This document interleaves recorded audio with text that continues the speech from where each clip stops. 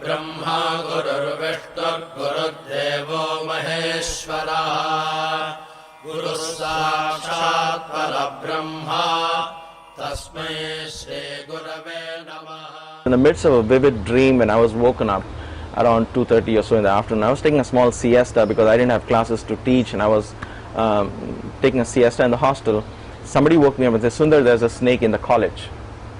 And I woke up and I said, you know what, by the time I go there, there's going to be no snake. I mean, no snakes waiting, you know, in a corner waiting, hey, Sundar is going to come and catch me. By the time people spot a snake and they call me and I go, invariably the snake wouldn't be there. So I asked this boy, are you sure he's there? Because by the time we go, I knew there was time. It was time for darshan. It was around 3 o'clock. And I said, by the time I go and the snake is not going to be there, it's just a waste of time, so I'm not coming. He said, no.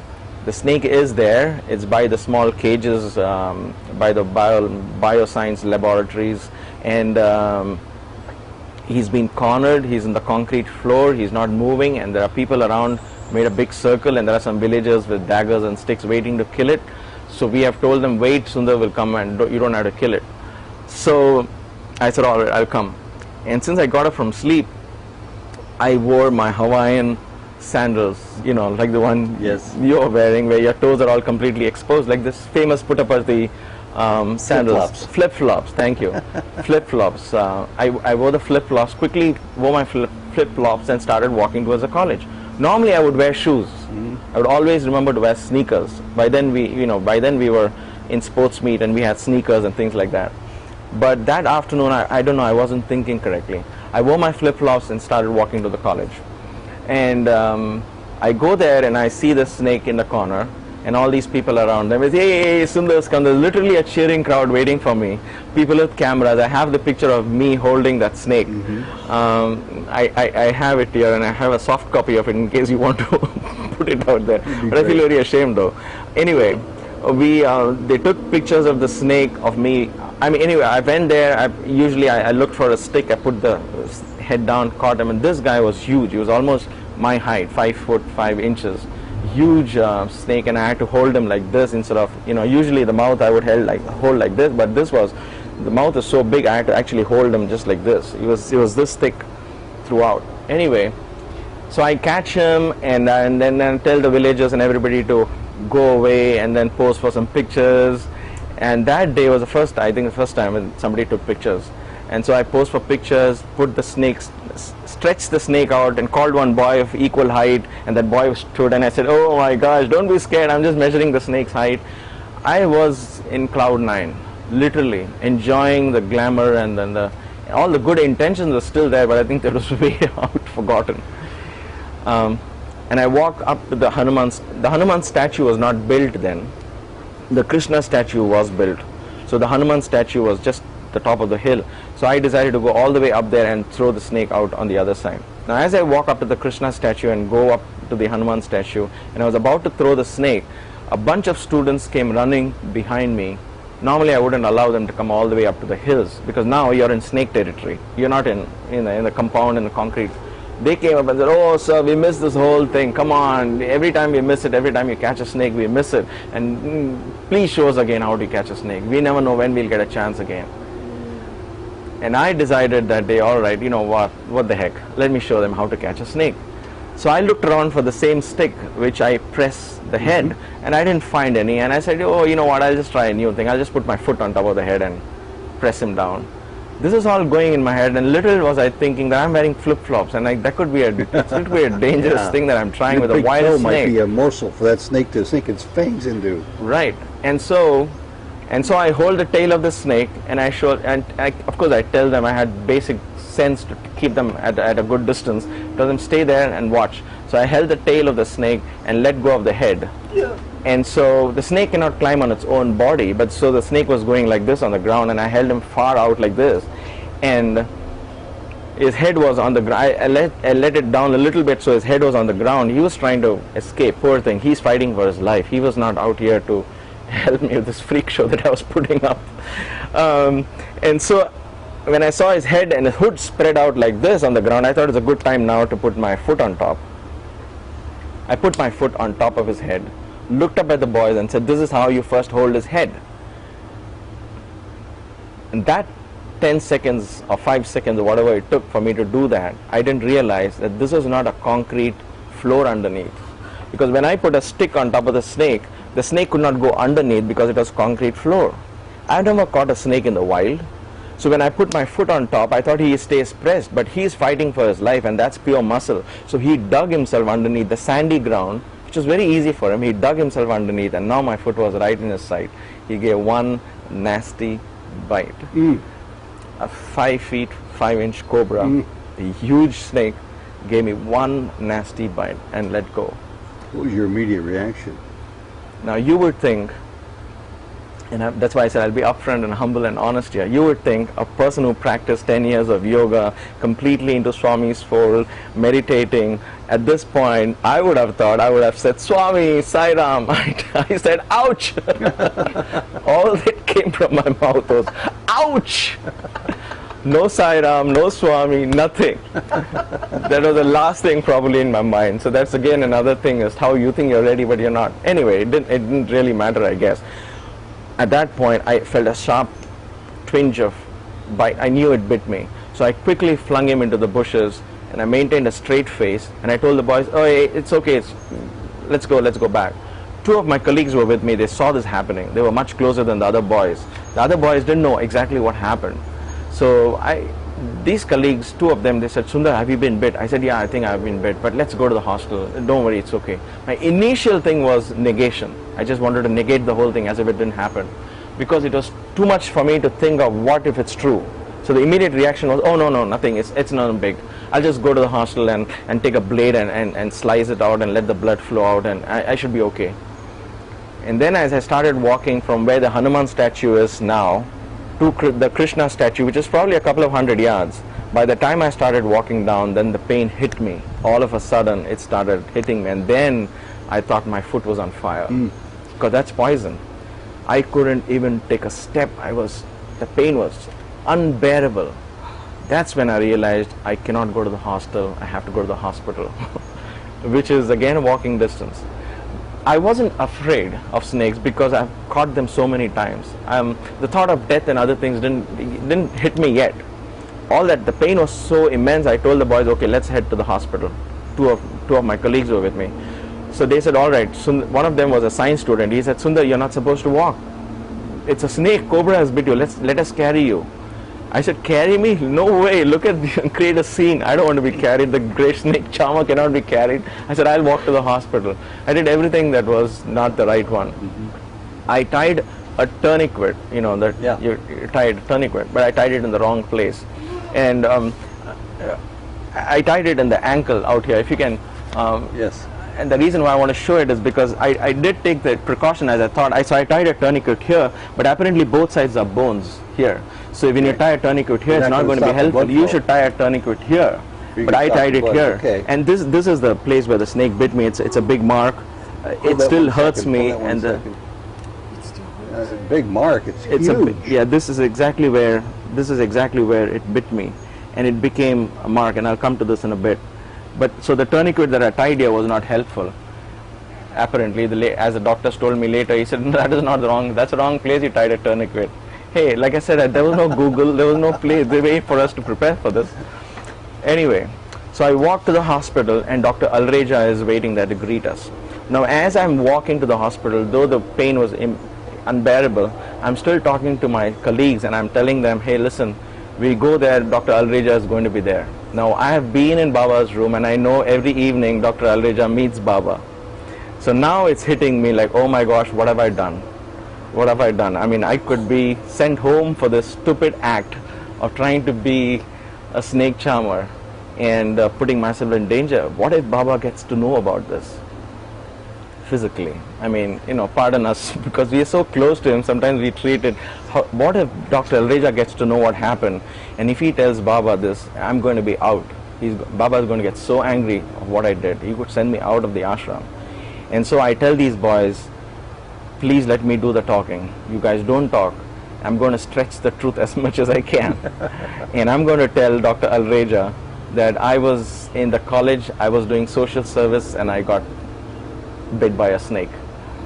social service was one of the things where boys would go dig up roads and help villages do, out there working, cut grass for them and things like that. So I'll tell them I was in the college doing social service, and my definition of social service was helping the place get rid of snakes. And Sure. so Well, it was loosely stretched, thin enough, maybe cover possibly a little bit.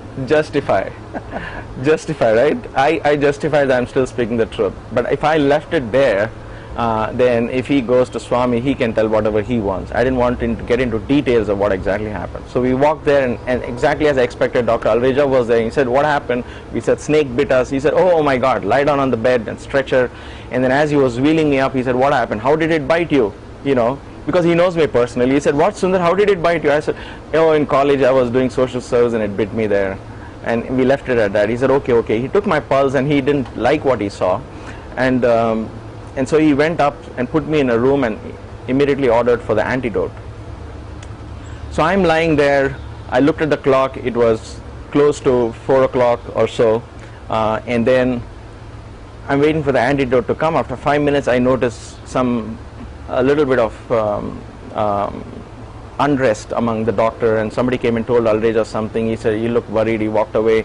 And one of my colleagues came back to me and he said, Sundar, it's okay. No, nothing happened. I said, I didn't even ask. The moment you say nothing happened to me, I know something has happened. So what is it? He says, don't worry.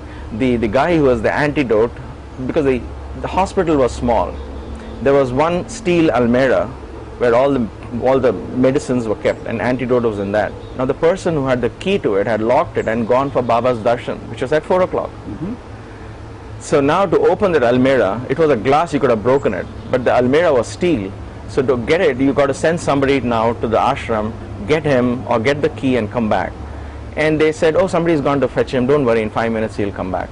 And that's when I told this boy, I said, listen, if he's gone for darshan and if Baba's out for darshan, nobody's going to disturb him. Going, coming, and I knew the darshan was out there. It would have been on now. And so I said, it would take him at least 40 to 45 minutes for us to get that antidote. So it's not going to work. And that's when it hit me, that I could die. And I said, okay, the antidote is not coming. So, and it's a cobra that has bit me. And already about 12 to 15 minutes has already passed by. And I was kind of feeling faint, but other than that, the burning sensation was keeping me alive, actually, in a way. So I couldn't really drift into that. I didn't know.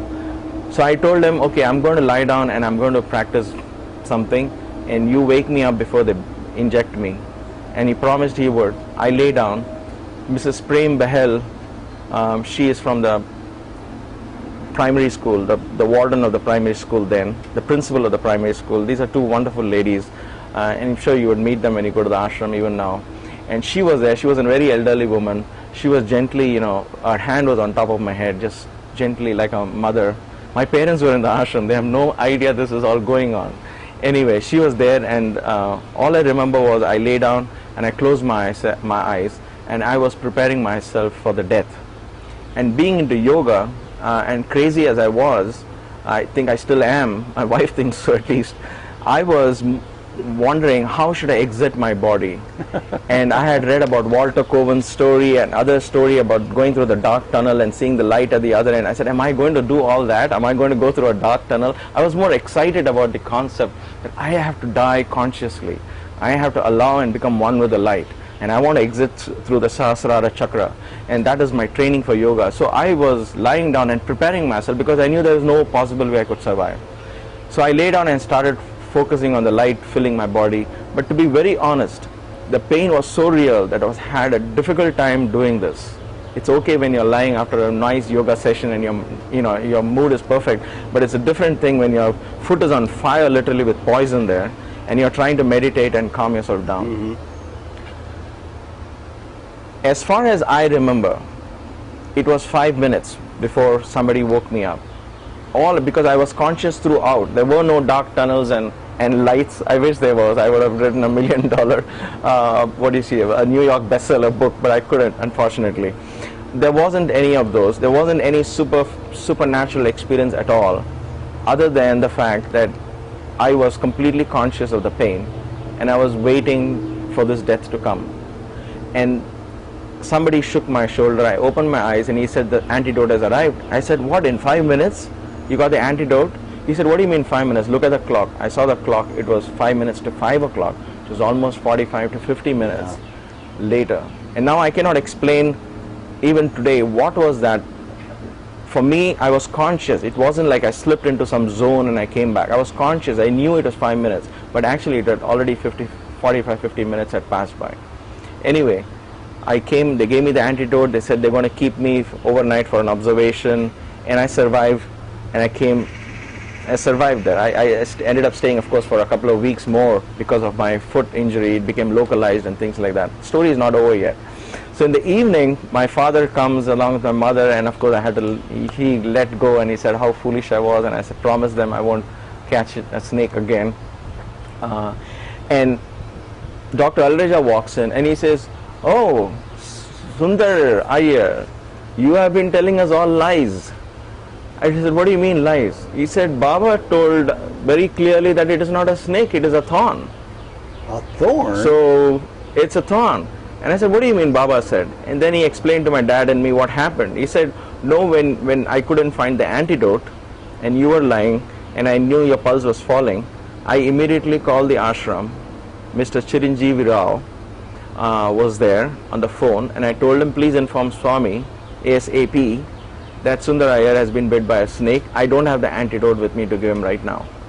So his job was, when there's an emergency like this, let Swami know, because he didn't want Swami to ask later, why didn't you tell me? It was your job to bring it to my attention, right? So he wanted to bring it to Swami's attention that I've sent for the antidote, but it's not available, and there's a snake bite. So he knew that there's no way somebody could survive a snake bite. The picture here, my father then recalls what happened, though he didn't recall the exact dialogue. My father recalls Swami coming out for darshan, and as he was crossing the ladies into the gents side, those days there was an arch in the sand. Okay, the arch, under the arch would be the ashram officials would stand, and they would not normally come in the way of Swami and his devotees unless there was something so important that couldn't wait for later in the evening. So Mr. Chiranjeevi Rao stepped out. Swami asked what it is, and then Mr. Chiranjeevi Rao told me this story later on. As he told Swami, he kneels down Swami and says, Swami, Sundar Iyer ki paambu karsindanta. That means Sundar Iyer has been bit by a snake. And Swami immediately retorted back. He says, no, that fellow is a drama boy. He's just doing it for my attention. It's not a snake, it's a thorn. It almost like rebuking him, saying, why did you disturb me for such a trivial thing? Adi em ledhu adu urke mullu adi paambu kaadu urke drama chestunadu vadu. That's amazing. He's doing a drama. It's not a snake, it's a thorn. Don't disturb me for this kind of something like that, and walked away back into the darshan. So Chiranjeevi Rao called back, and he probably was strong, in a strong voice. He told Alreja, what do you mean you're making me disturb Swami for these trivial things? So Alreja comes later and tells me, Sundar, you have been telling lies. This is what happened. But what would account for the pain and the venom and whatever came off that thorn must have been like a snake venom. You and I know it's a snake, and all my friends knew it was a snake. I knew it was a snake. But here's the thing. Here's the whole thing. I was so upset that evening when I heard this verse. I said, no vibhuti, no nothing. All I get is this kind of a thing, and Swami just puts me down, make me look like a fool. It was a snake, Swami. Come on, give me a break. You can't say it's a thorn. I was thinking in my head. All right. 2 years later. 2 years later. I never got an answer for it. I kind of, went past that story, and I forgot about it. I always wondered why was it that a snake bite, a cobra bite, which is supposed to be systemic in nature, which would cut your oxygen supply to the brain and immediately kill you within 15-20 minutes. How was the whole thing localized in my foot? And then it became a local wound, and the wound was treated, blah blah blah. And that's a whole different story. But I was always wondering why and how. I mean, I didn't have any supernatural experience either, so it was like a big thumbs down for me. But I definitely learned the lesson that I would never go and do this snake catching incident, at least not in public's view, and I kind of completely refrained from doing any of such things again. 2 years later, now that's why I said there's a prologue and an epilogue for this. Let me finish the prologue now. As I was lying that night in the hospital, And I was thinking of the day's events. That's when it hit me how foolish I was and how serious I could have been in trouble. And I actually died. My parents left and everybody left, and I was just going to sleep. And then it struck me that the afternoon, if you remember, I told you I was in the midst of a vivid dream and I was woken up. I went back to that dream and it hit me all of a sudden. In that dream, I had died, and I'm opening a manhole, and I'm coming out of it, and there's very cloudy skies, and I see my grandfather and great grand aunt and all these people around me. It's fascinating. I'm seeing all of them in this dream. I recollected that dream, and as I'm saying this now, I can get that dream. It was so vivid and clear. And I look around, and in a distance, a palanquin is coming towards me. 4 people are carrying a palanquin. They put it on the ground, and the curtain parts, and there's Swami inside. He says, "Come here." So I go to Swami, and I kneel down, and Swami says, "Do you want to come with me, or you want to go back down?" And I look at Swami, and I'm thinking of the chances I'm getting with Swami down there. I'm thinking, "Swami, I want to go down." He said, "Good, take namaskar." So I remember touching his feet, and I was woken up, and all this happened. I didn't even have time to recollect that dream until that night, which was for me very fascinating as to what was it. But then I just dismissed it as a dream. I said, "Yeah, okay, maybe there was a coincidence, maybe there's something I don't know, maybe it was something." I just didn't put 2 and 2 together. The epilogue came 2 years later. So I had forgotten about it. 2 years passed, and then more gymnastics took place, sports events and dramas went on, and more occasions to meet Swami, and other things took priorities, and this was long forgotten story. 2 years later, Swami's 65th birthday, or I think it was around that time, I was sitting and we were discussing the drama and the play, and then Swami was talking to me, and I was making all the notes, and towards the end we all got up to touch Swami's feet and got away, and I got up too to touch his feet and leave the room, when he looked at my feet down and he said, "What is that mark on your foot?" Because by then it's a scar which is there even today. And he says, "What is that mark on your foot?" I froze. I said, "No, Swami, please don't make me say anything. I'm going to get into trouble now. I don't want to, you're standing in his presence. I couldn't obviously lie or even stretch the truth. I have to be blunt and honest about it. But I hate it to face the consequences of something which was done 2 years ago." I looked at him. He said, "What is it? Why is that such a big mark?" Very innocently. And I said, "Swami, snake bit me. Swami, paambu karisindi." "That is a snake bite? Is it a snake?" "It wasn't a snake, was it?" He looks. And I'm looking at Baba, and I'm telling him almost instantly, "No, Swami, it was a snake." Now, I want to pause for a second here, just because in Krishna and Arjuna's relationship, Baba would often tell this story, and it's a very common story from the scriptures. He would say, Krishna would look at a parrot and tell Arjuna, "Look at that crow." And Arjuna would say, "Oh, but that's a beautiful crow." And he would say, "Oh, it's not a crow, it's a parrot." Arjuna would say, "Oh yes, it is a parrot." And then, so Krishna said, "Don't you have something of your own? If I tell it's a parrot, you're saying yes. If I say it's a pigeon, you're saying yes." Arjuna told him, "If it's a parrot for you, it better be a parrot, because I would say yes, because you can change a crow into a parrot into a crow." I would say yes. Now I thought, I liked that story, but here I am, when he asked me, looking into my eyes, it wasn't a snake, it was a thorn, wasn't it? And I'm looking at it and saying, "No, Swami, it's a snake." Well, that part you hadn't said until right now. So he actually said that to you, that... No, it'll come to that. Okay. What he said was, "It wasn't a snake, was it?" I said, "Swami, no, it was a snake." I wasn't an Arjuna then. Again, another humbling factor for me. I think of that today, and I said, maybe I should have just agreed with Swami, but my senses and everything, for me, we cling to our own reality. That's what I think. To tell the truth as you saw it. As I saw it, but that's not, what we see here is not the truth. That's the whole beauty of it. Anyway, so I said, "No, Swami, it's a snake." He said, "Chichi, your imagination, go," he said. As I was leaving the room, he paused, he said, "Listen." And that time it was a different voice, completely different voice, a voice of one who knows.